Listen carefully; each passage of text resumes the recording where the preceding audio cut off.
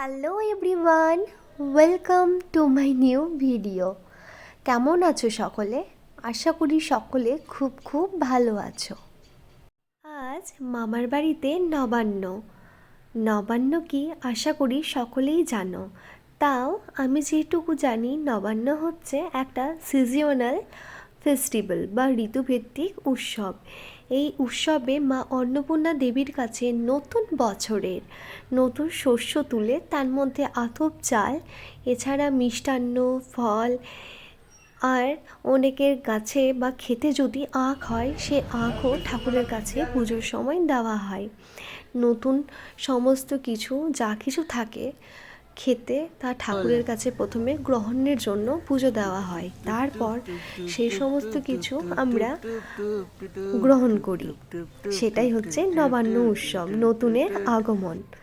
প্রথমেই এই নবান্নে রান্নাবান্না করার জন্য একটা ভুজি দিতে হয়, বা ঠাকুরের কাছে বা অগ্নি দেবতার কাছে রান্নাবান্না করার সময় একটা কাপের মধ্যে বা ঘটের মধ্যে চাল আর যাবতীয়, যদি কেউ মিষ্টি দেয় বা পান পাতার ওপর একটা বাতাসাও দিতে পারে।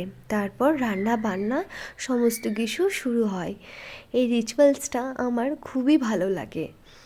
এখানে এই নবান্নের হচ্ছিল কি, নবান্নতে এটাকে অনেকে নবান্ন বলে থাকে। নবান্নে হচ্ছিল বাঁধাকপির তরকারি, গরম গরম ভাত, এছাড়াও যা কিছু করছিল আমি টুকটাক ভিডিও করার চেষ্টা করছিলাম। আমি ভেবেছিলাম মা অন্নপূর্ণা দেবীর ছবি এখানে দেখাবো, কিন্তু সময়ের ব্যস্ততার মধ্যে সেটা তোলা হয়নি আর তোমাদের সঙ্গে সেটা শেয়ার করা হয়নি। কিন্তু এখানে তোমাদেরকে আমি বাড়িতে যে পুজোটা হয়েছে সেটা আমি দেখাতে পারছি। এই পুজোতে সেদিন খাবারের সময় আমরা ভাজাভুজিও করে থাকি।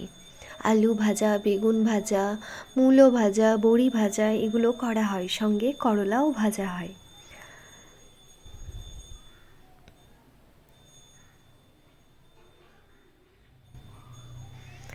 আর বাড়িতে পালং শাক হয়েছে, সেই পালং শাকটাকে করা হবে সর্ষে পোস্ত দিয়ে, মাছের একটা ঝাল করা হবে। শাকটা এদিকে রান্না চলছে, এইদিকে মাছগুলোও ভেজে নিতে হবে। এই কাজগুলো আমার মা আর মাইমা মিলে করছে। আমি সমস্ত কিছু মাঝের মধ্যে ভিডিও করছি, আর প্রসাদ আর আরও মাছ ভাজা সমস্ত কিছু খেতে আমি ব্যস্ত আছি। এই দিনটা আমি খুব ভীষণভাবে উপভোগও করছি।